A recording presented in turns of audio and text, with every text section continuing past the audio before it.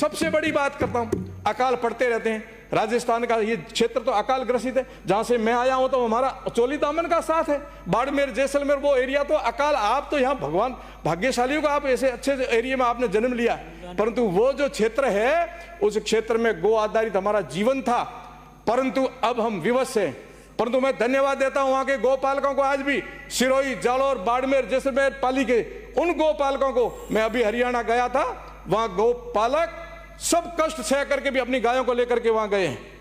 आज उनके लिए भी रतन जी ने जो आवाज उठाई, मैं भी उठाता हूं कि उन गायों के गोपालकों को विशेष संरक्षण दिया जाए और विशेष सुविधा दी जाए। एक एक गौशाला में गाय नहीं है, 300-300, 400-400 गाय एक एक किसान लेके खड़ा है, और कोई भी परिस्थिति आई अपने झोपड़े का छत उतार करके भी गायों को खिलाया, परंतु अपने गाय को भूखे नहीं मरने दिया। ऐसे गोपालकों को संरक्षण देना चाहिए।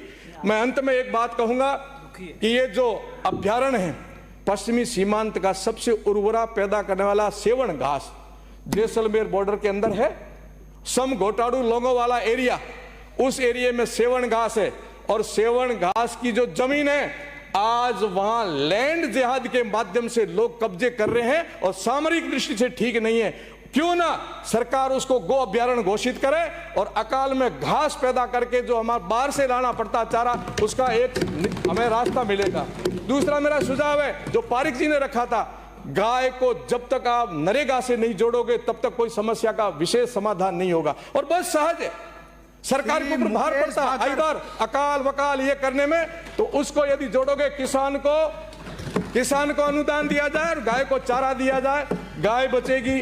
चूंकि विषय बहुत है, मुझे केवल गौ माता का विषय भी पूरा नहीं हुआ, फिर भी मैं निवेदन करूंगा कि गाय माता धुरी मान करके चलेंगे तब हम पूर्ण करेंगे, और गौ संरक्षण और संवर्धन करके हम केवल अपना ही कल्याण नहीं करेंगे, वो विश्व का कल्याण करेगी।